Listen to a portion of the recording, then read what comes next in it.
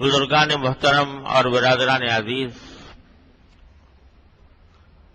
اللہ تبارک و تعالی کے فضل و کرم سے رمضان المبارک کا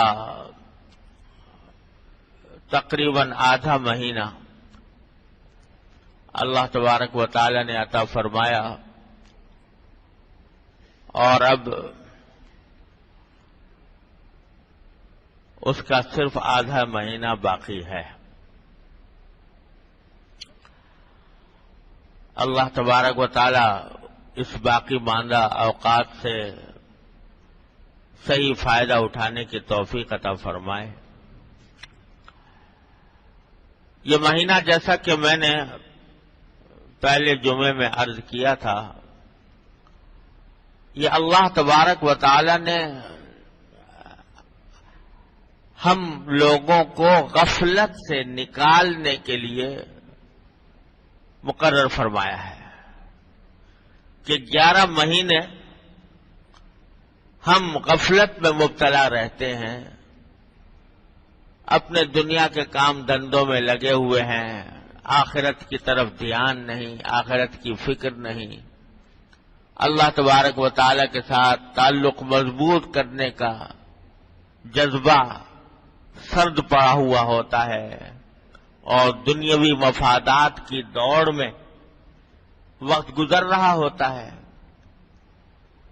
تو جب رمضان کا مہینہ آتا ہے تو اللہ تبارک و تعالیٰ گویا ایک طرح سے ہمیں کھینچ کر، زبردستی گھسیٹ کر لے آتے ہیں اپنی طرف متوجہ کرنے کی خاطر، اور جس کا مظاہرہ دن میں تو ہوتا ہے روزے کی شکل میں کہ روزہ رکھا، اور اس روزے کے اندر اللہ جل جلالہ کے حکم کی خاطر آدمی اپنی خواہشات کو قربان کرتا ہے، کھانے کی خواہش کو، پینے کی خواہش کو، جنسی خواہش کو چھوڑے ہوئے ہوتا ہے، اس لیے کہ میں اپنے اللہ کے لیے یہ بھوکا پیاسا رہنا پسند کر رہا ہوں۔ تو اس سے جو تعلق پیدا ہوتا ہے اللہ تبارک و تعالیٰ کی ذات سے، تو باری تعالیٰ فرماتے ہیں کہ الصوم لی وانا اجزی بہ، روزہ میرے ہی لیے ہے اور میں ہی اس کی جزا دوں گا، یعنی اس جزا کا بیان بھی نہیں فرمایا، وہ ایسی جزا ہے، ایسا بدلہ ہے کہ الفاظ میں اس کو بیان کیا نہیں جا سکتا، اللہ تبارک و تعالیٰ اپنے خاص فضل و کرم سے عطا فرمائی۔ کتنی بڑی عظیم فضیلت اللہ تبارک و تعالیٰ نے بیان فرمائی، اور یہ بھی فرمایا کہ الصوم جنہ، روزہ جو ہے وہ ڈھال ہے۔ ڈھال یہ پہلے زمانے میں دشمن کے حملے سے بچاؤ کے لیے استعمال ہوتی تھی۔ دشمن تلوار سے حملہ کر رہا ہے تو ڈھال آگے کر دی جاتی تھی کہ وہ اس کا سارا زور ڈھال کے اوپر لگ جائے اور آدمی بچ جائے، تو یہ بچاؤ کا سامان ہوتا تھا۔ فرمایا الصوم جنہ، روزہ جو ہے ڈھال ہے۔ کہاں سے ڈھال ہے؟ جہنم میں جانے سے ڈھال ہے، العیاذ باللہ، جہنم کے حملے سے ڈھال ہے۔ دوزخ میں جا رہا تھا آدمی اور روزے نے اس کو روک لیا۔ شیطان کے حملوں سے ڈھال ہے کہ اب اگر شیطان حملہ آور تھا، بہکانا رہا تھا، غلط راستے پر لے جا رہا تھا، روزہ اس کو روک دیتا ہے۔ یہ بھی فضیلت بیان فرمائی۔ تو دن کے وقت میں تو اللہ تعالیٰ نے روزہ رکھا ہے، اور رات کے وقت میں اللہ تعالیٰ کی بارگاہ میں کھڑے ہو کر تراویح پڑھنا ہے۔ حدیث میں فرمایا رسول کریم صلی اللہ علیہ وسلم نے کہ ان اللہ افترض علیکم صیامہ وسننت لکم قیامہ، او کما قال صلی اللہ علیہ وسلم، کہ اللہ تعالیٰ نے تو تمہارے لیے دن کے وقت میں روزے فرض کیے ہیں، اور میں نے تمہارے لیے رات کے وقت میں اللہ تعالیٰ کی بارگاہ میں کھڑے ہونے کو سنت بنایا ہے۔ تو رات کے وقت میں اللہ تبارک و تعالیٰ نے اپنی ذات کے ساتھ خصوصی تعلق قائم کرنے کے لیے یہ تراویح کا سلسلہ رکھا ہے۔ 20 رکعتیں، اور یہ کرشمہ بھی رمضان کے اندر نظر آتا ہے کہ جن لوگوں کو 5 وقت فرض نماز میں مسجد میں آنے کی توفیق بھی نہیں ہوتی، عام دنوں کے اندر فرض نماز 5 وقت آنے کی توفیق نہیں ہوتی، لیکن تراویح کی جیسی لمبی نماز میں 1.5 گھنٹہ، بعض اوقات 2 گھنٹے، اور وہ بڑے استقامت کے ساتھ اور بڑی جذبے کے ساتھ تراویح میں شریک ہوتے ہیں۔ تو یہ اللہ تبارک و تعالیٰ نے ایسی بنا دی ہے، حالانکہ بھائی فرائض مقدم ہے۔ عام دنوں کے اندر بھی آدمی کو چاہیے کہ وہ فرض نماز مسجد میں آ کر ادا کرے۔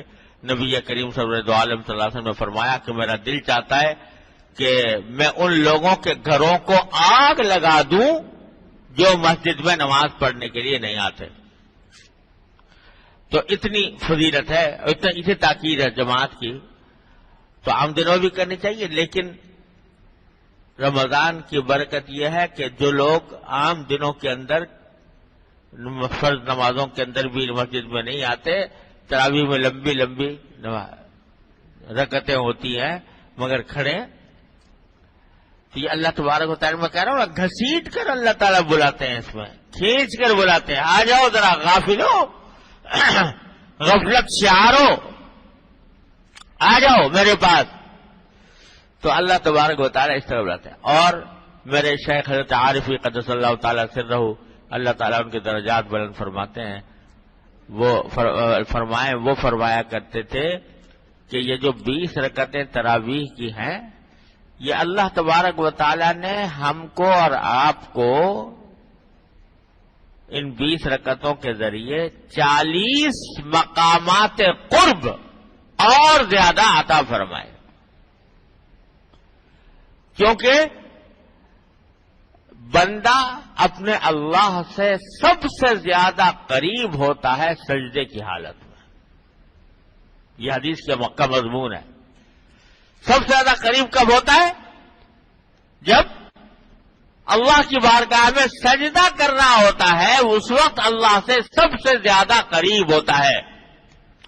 قرب کا اعلیٰ ترین درجہ سجدہ ہے، اور بڑے پیار سے اللہ تعالی نے فرمایا ہے، سورہ اقرا کی آخری آیت سجدہ ہے، تو اس کا ترجمہ یہ ہے کہ سجدہ کرو اور میرے پاس آ جاؤ، سجدہ کرو اور میرے پاس آ جاؤ، سجدہ کرو میرے قریب آ جاؤ۔ یہ اللہ تبارک و تعالی نے سورہ اقرا میں سب سے پہلی صورتوں میں بیان کر دیا تھا کہ سب سے زیادہ اگر میرا قرب حاصل کرنا چاہتے ہو تو اس کا راستہ میرا سجدہ ہے۔ اسی لیے کہا گیا کہ الصلاۃ معراج المومنین، نماز جو ہے وہ مومنوں کی معراج ہے، کہ حضور نبی کریم سرور دو عالم صلی اللہ علیہ وسلم کو اللہ تبارک و تعالی نے اپنے پاس بلایا تھا معراج کی رات میں، اور آپ نے اللہ جل جلالہ کے قرب کا وہ مقام حاصل کیا جو کائنات میں کسی کو بھی نہیں ہو سکا۔ جبریل امین بھی وہاں تک نہیں پہنچ سکے، وہاں پہنچ گئے سرکار دو عالم صلی اللہ علیہ وسلم۔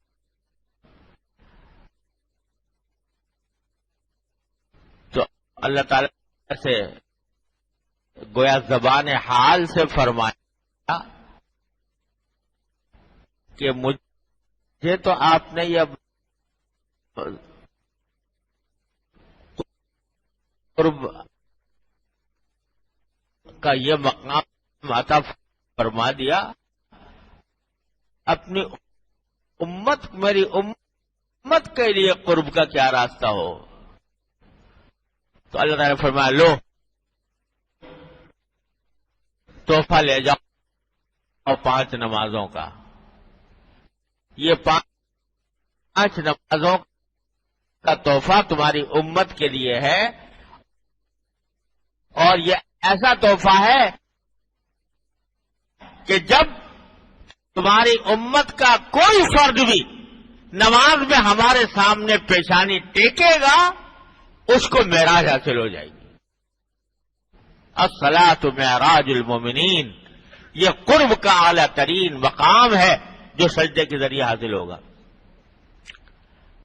عجیب چیز ہے سجدہ، عجیب چیز ہے سجدہ. یہ حضرت شاہ فضل الرحمان صاحب گنج براد آبادی رحمت اللہ علیہ، اللہ تعالیٰ ان کے درجات بلند فرمائے، بڑے درجے کے اولیاء اللہ میں سے گزرے ہیں، بڑے درجے کے اولیاء کرام میں سے ہیں، بزرگان دین میں سے ہیں. حضرت حکیم الامت مولانا اشرف علی صاحب تھانوی رحمۃ اللہ علیہ ان کی زیارت کے لیے گئے،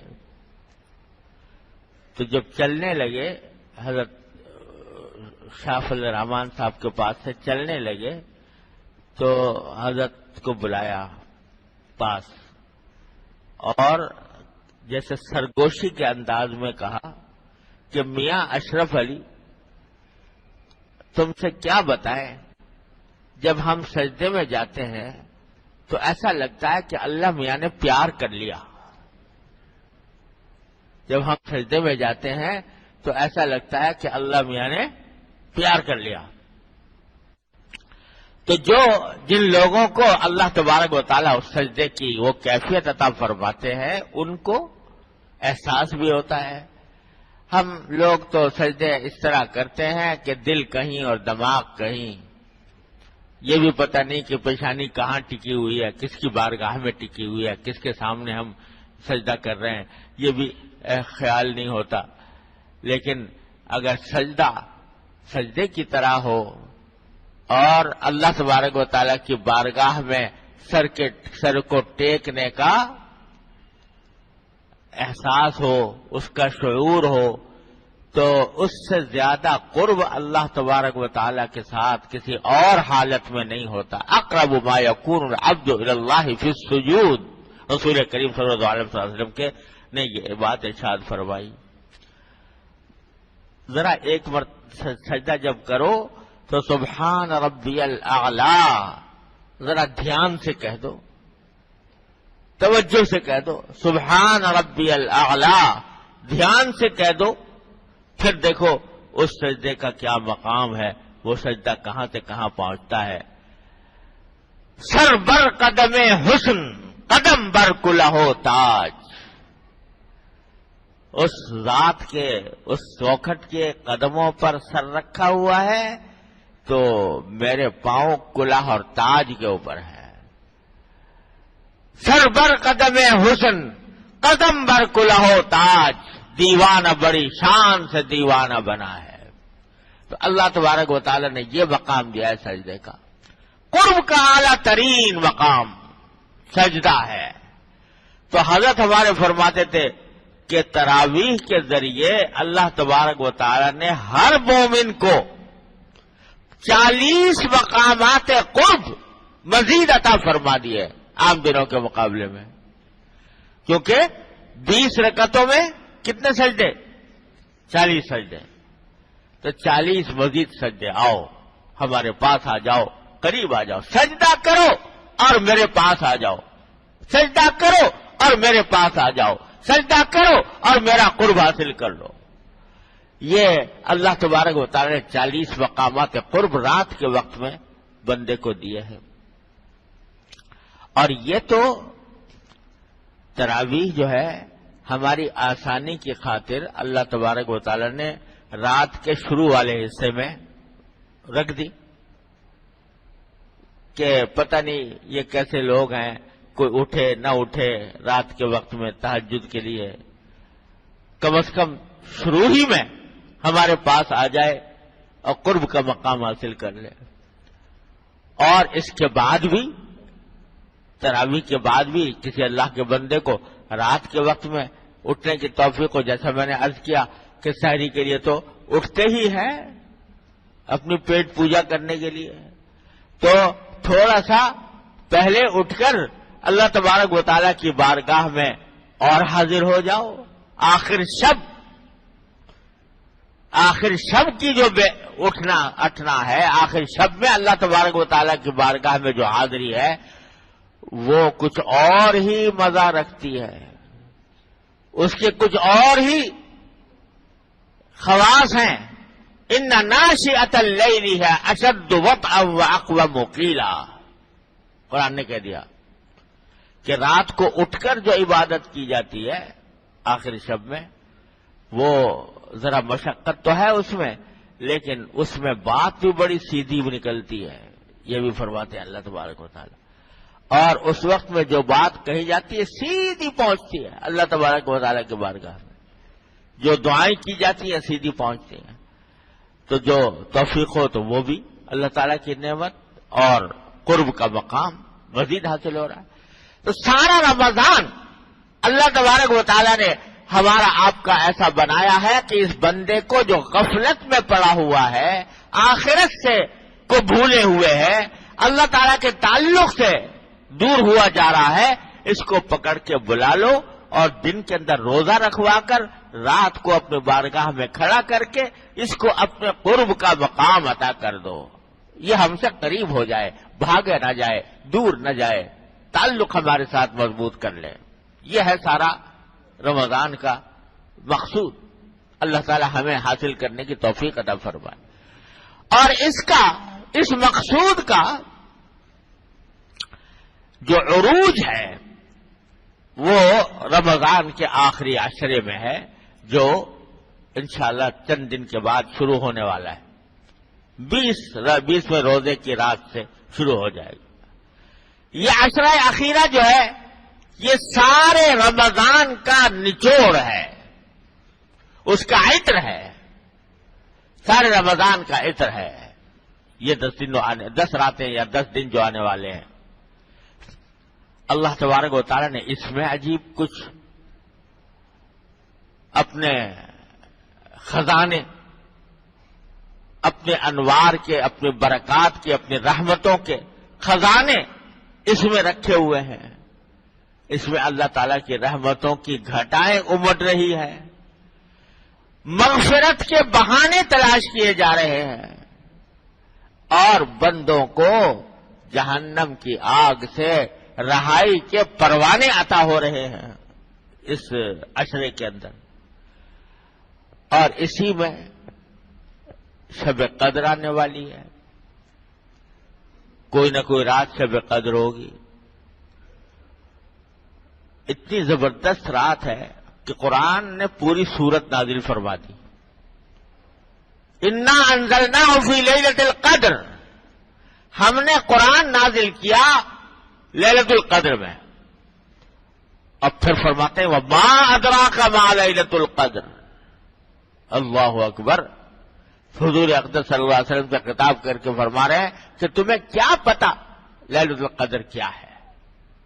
یعنی اس کی حقیقت، اس کی عظمت، اس کی فضیلت یہ تمہیں خود سے پتہ نہیں لگ سکتی. ما ادراک ما لیلۃ القدر. لیلۃ القدر خیر من الف شہر. شب قدر 1000 مہینے سے بہتر ہے. اللہ اکبر. ایک رات 1000 مہینے سے بہتر. 1000 مہینہ، 1000 مہینہ کتنے سال بنے ہیں؟ تقریباً 87 سال بن گئے. 87 سال سے بہتر ہے ایک رات. کیا مانا؟ 87 سال تک جو عبادت کیے جاؤ بغیر وقفے کے، 87 سال تک بغیر وقفے کے عبادت کیے جاؤ، اس سے جتنا اجر و ثواب ملے گا اس سے اللہ تبارک و تعالی جو کرم فرمائیں گے اور جو اجر عطا فرمائیں گے، ایک رات کی عبادت میں اس سے زیادہ مل جائے گا تمہیں۔ اور یہ در حقیقت بعض صحابہ کرام نے حضور اقدس صلی اللہ علیہ وسلم سے یہ عرض کیا تھا کہ یا رسول اللہ، ہم نے سنا ہے کہ پچھلی امتوں کے لوگوں کی عمریں بڑی لمبی لمبی ہوتی تھی۔ حضرت نوح علیہ السلام کے بارے میں خود قرآن کریم نے فرمایا کہ لبث فیہم الف سنۃ الا 50 عاما، یعنی 950 سال زندہ رہے نوح علیہ السلام، 950 سال، 1000 سال سے صرف 50 سال کم۔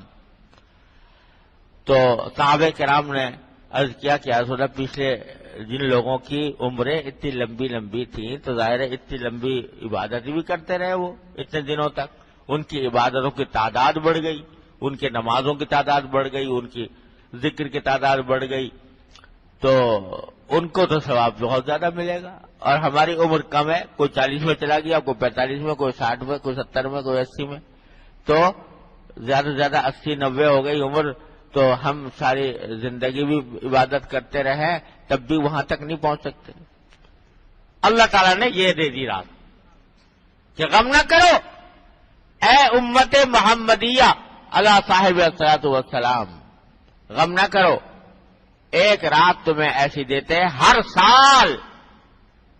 سال تمہاری زندگی کے ہر سال میں ایک رات ایسی مل جائے گی جو 1000 مہینوں سے بہتر ہوگی، 1000 مہینوں کی عبادت سے اس ایک رات میں عبادت کرنا بہتر ہو جائے گا۔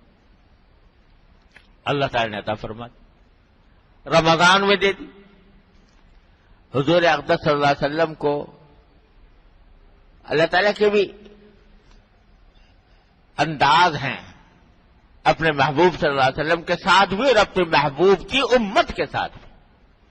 دینا تو تھا لیکن ساتھ میں یہ بھی چاہتے تھے اللہ تبارک و تعالیٰ کہ ایسے مفت میں نہ مل جائے یہ دولت کہ بس ایک دم سے 87 سال سے زیادہ افضل عبادت ایک رات کے اندر مل جائے مفت میں، تو تھوڑی سی محنت کرانی تھی۔ محنت کیا کرانی تھی کہ بھائی اتنی محنت ہے کہ آخری عشرے میں ہوگی، آخری عشرے کی طاق راتوں میں ہوگی، 21 میں، 23 میں، 25 میں، 27 میں، 29 میں، ان میں سے کسی رات میں ہوگی۔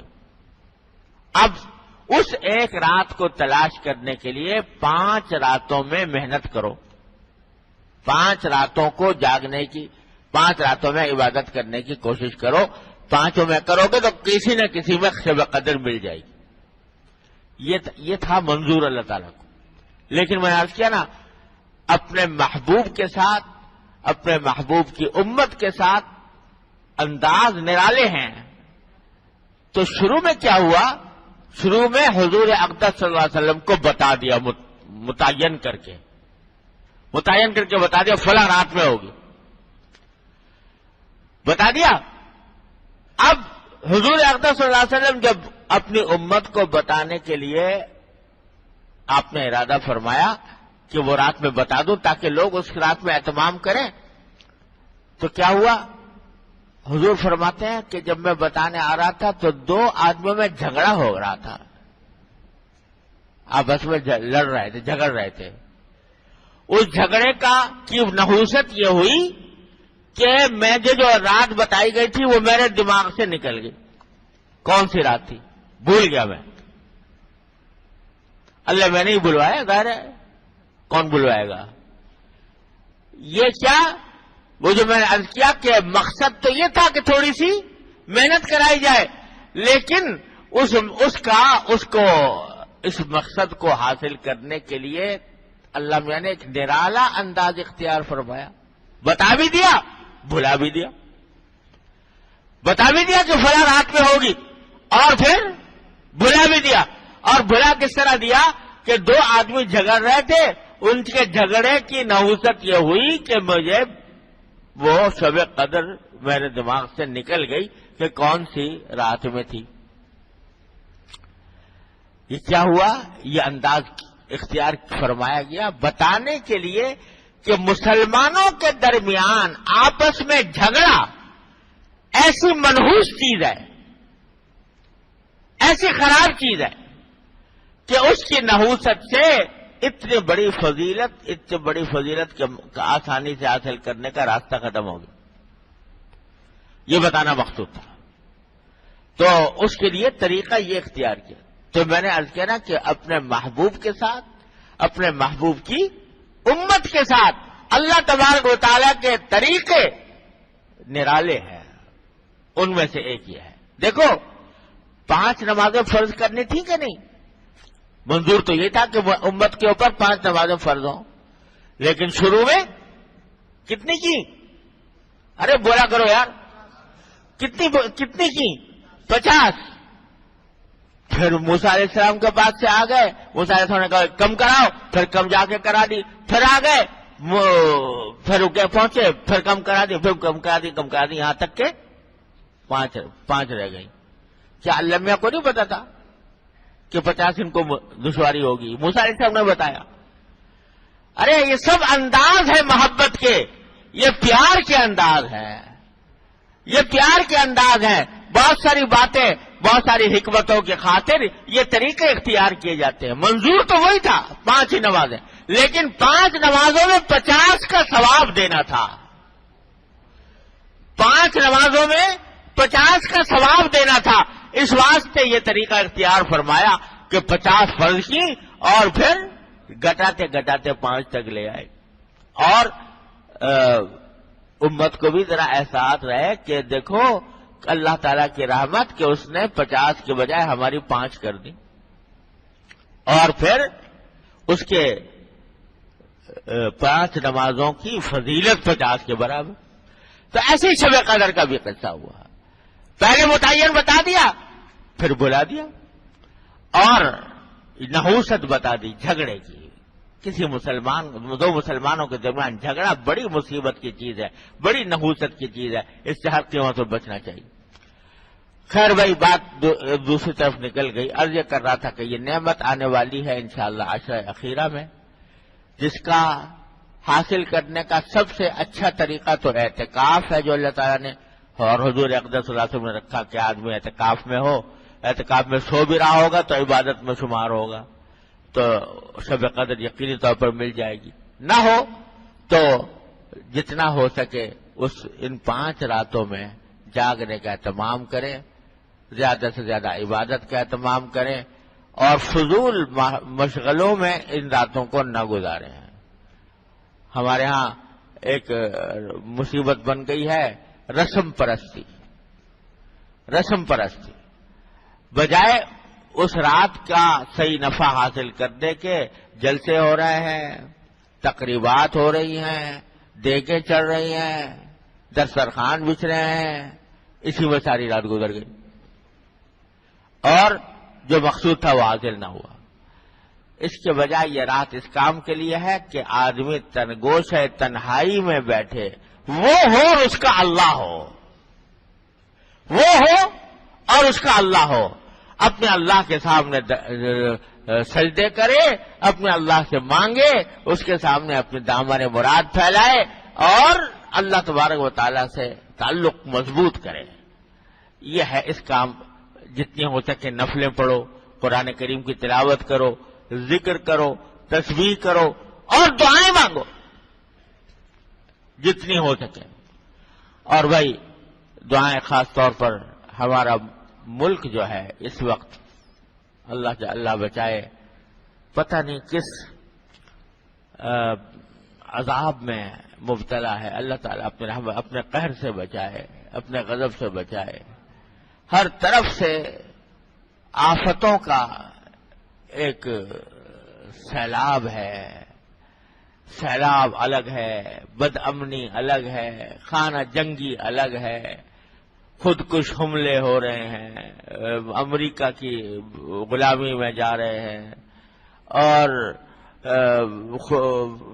مسلمانوں کے اندر آپس میں یہاں کراچی کے اندر کیا ایک دوسرے کا گلا کاٹ بلا وجہ، کوئی جواز نہیں، اور ایک دوسرے کو مارنے دھاڑنے کا سلسلہ چل رہا ہے، ایک دوسرے کے خون کے پیاسے بنے ہوئے ہیں. سیلاب آ گیا ہے، سیلاب بھی ایسا جو تاریخ میں ایسا سیلاب نہیں آیا کبھی، کہ بستیاں کی بستیاں ویران ہو چکی ہیں اور لاکھوں افراد آج بھی کیمپوں میں بھی نہیں، آسمان کے تلے پڑے ہوئے ہیں. کوئی ان کو آسمان سے بچاؤ کا بھی کوئی راستہ نہیں. ایسے حالات سے، اور ان سب سے زیادہ پریشان کن بات یہ کہ جو لوگ ہمارے اوپر حکمران بن کے بیٹھے ہوئے ہیں ان کا حال آپ کو معلوم ہے. کیا بتائیں، بتانے کی بات نہیں ہے، غیبت نہ ہو جائے کہیں، اللہ معاف کرے. تو ایسے لوگ مسلط ہو گئے ہیں. تو بھائی اس واسطے اس وقت ضرورت ہے اس بات کی کہ ہر مسلمان اپنی جگہ تڑپ کر اللہ تبارک و تعالیٰ سے رجوع کرے. یا اللہ ہم سے اپنا قہر و غضب ہٹا دیجیے، اے اللہ ہم سے اپنا عذاب ہٹا دیجیے، اے اللہ بے شک ہم سے بدعمالیوں کا ایک صدور ہوا ہے، لیکن اے اللہ آپ اپنے فضل و کرم سے ہمیں اس کی شامت سے بچا لیجیے. ہم توبہ کرتے ہیں، استغفار کرتے ہیں اپنے لیے بھی، ساری امت کی طرف سے. اور عذاب ہے یہ در حقیقت حرام خوری کا، جس نے پورے معاشرے کو اپنی لپیٹ میں لیا ہوا ہے. اگر دیکھو تو حرام خوری کا، ہر شخص منہ کھولے بیٹھا ہے حرام کھانے کے لیے، اور جس طرح اپنی جیب بھر سکوں بھر لوں. عین اس سیلاب کی حالت میں، عین اس مصیبتوں کی حالت میں لوگوں نے جعلی کیمپ لگا کر اور چندوں کو اپنی جیبوں میں بھر رہے ہیں. ہوش نہیں آتا، اس آسمانی آفت کو دیکھ کر بھی ہوش نہیں آتا. اور اس میں دھوکے، فریب، چوری، ڈاکے کا بازار گرم ہے. تو اس کا عذاب مسلط ہے. تو بھائی یہ رمضان میں خدا کے لیے سب مسلمان رو کر، تڑپ کر، گڑ گڑا کر اللہ تبارک و تعالیٰ کی بارگاہ میں اللہ ہمیں معاف فرما دے اپنی رحمت سے، ہماری مغفرت فرما دے، اور ہمیں ان آفات و سانحات سے اللہ محفوظ فرما دے. یا اللہ کسی طرح ہم کو اس سے نجات دے دے، ہمیں اپنی بدعمالیوں کے اس انجام سے نجات عطا فرما دے، ہمارے حالات کو درست فرما دے، ہمارے اعمال اخلاق کو درست فرما دے، ہماری حکومتوں کو، عوام کو، حکام کو ہدایت عطا فرما دے. یہ دعائیں رو کر کرو، گڑ گڑا کر کرو، تڑپ کر کرو، اس طرح تڑپ کر کرو جیسے اللہ بچائے انسان کو اپنے اوپر کوئی بیماری آ جائے، تکلیف آ جائے، درد پیدا ہو جائے تو اس درد سے جیسے تڑپ کر آدمی اللہ تعالیٰ سے مانگتا ہے، اے اللہ سے آج اس طرح مانگو، اس طرح مانگو اللہ تبارک و تعالیٰ سے رو کر. تو مشکل یہ ہوتی ہے کہ سب کچھ ہو رہا ہے اور اللہ تعالیٰ کی طرف رجوع کی توفیق نہیں ہوتی. تبصرے ہو رہے ہیں، باتیں ہو رہی ہیں، قصے بیان کیے جا رہے ہیں، لیکن اللہ جل جلالہ کی طرف توجہ اور گڑ گڑانا یہ نہیں ہوتا، اور اپنے حالات کی اصلاح کی فکر نہیں ہوتی. ارے بھائی یہ وقت تو ایسا ہے کہ اس میں جتنا اللہ تعالیٰ کی طرف رجوع کر کے مانگو اتنا ہی کم ہے،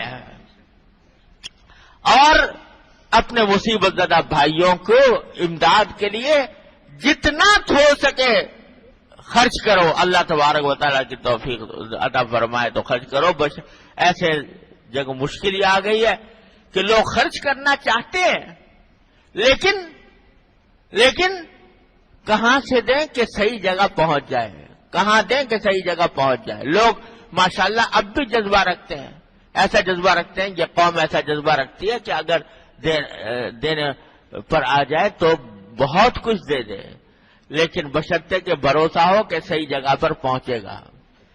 کیونکہ اعتماد نہیں، بھروسہ نہیں، اس واسطے لوگ ڈرتے ہیں.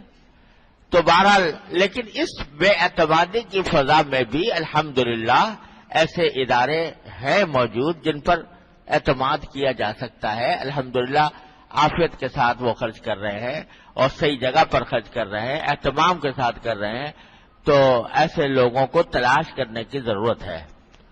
اور ہم نے بھی کوئی چھوٹا سا کام اس سلسلے میں شروع کیا ہوا ہے دارالعلوم کی طرف سے، سندھ میں بھی اور صوبہ خیبر میں بھی مختلف جگہوں پر کیمپ قائم کیے ہوئے ہیں، وہاں پر لوگوں کو خوراک مہیا کی جا رہی ہے، ان کا فوری طور سے تو اس وقت ان کو خوراک کی، پانی کی اور اس قسم کے سامان کی ضرورت ہے، وہ پہنچانے کا انتظام الحمدللہ کیا جا رہا ہے، کیمپ قائم ہے مختلف جگہوں پر۔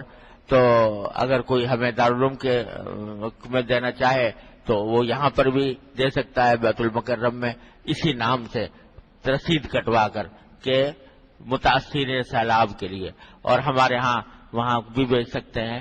تو اگر کوئی دینا چاہیے، اور بھی اللہ کے بندے ایسے ہیں کہ جو اسی اہتمام کے ساتھ، دیانت اور امانت کے ساتھ کام کر رہے ہیں، ان کے اندر خرچ کرے۔ اور بھائی یہ زمانہ ہے، حدیث میں فرمایا یہ صبر کا مہینہ ہے، مواسات کا مہینہ ہے، یعنی غم خاری کا، ایک دوسرے کی ہمدردی کا۔ تو بھائی صبر کی ہمدردی اور کیا ہوگی، اس کی توفیق ہے۔ اور یہ جو بات کہی جا رہی ہے وہ غلط نہیں ہے کہ نفلی عمرے، نفلی حج، ان سے کہیں زیادہ فضیلت کا کام ہے یہ مصیبت زدہ لوگوں کی امداد کرنا ہو۔ تو اگر کوئی دونوں کام نہیں کر سکتا تو وہ جتنی رقم نفلی حج پر، نفلی عمرے پر خرچ کرتا، اتنی اس پر خرچ کرتے۔ اللہ تبارک و تعالیٰ اس کی توفیق عطا فرمائے۔ اللہ تعالیٰ ہمیں رمضان کی باقی ساعتوں سے فائدہ اٹھانے کی توفیق عطا فرمائے۔ آج میں نے اپنے معمول سے اور عادت کے خلاف آپ حضرات کا بہت سارا وقت لے لیا، 1:30 بجے ختم کرنا چاہیے تھا، اب گھڑی دیکھی نہیں تو اب 1:48 ہو رہے ہیں۔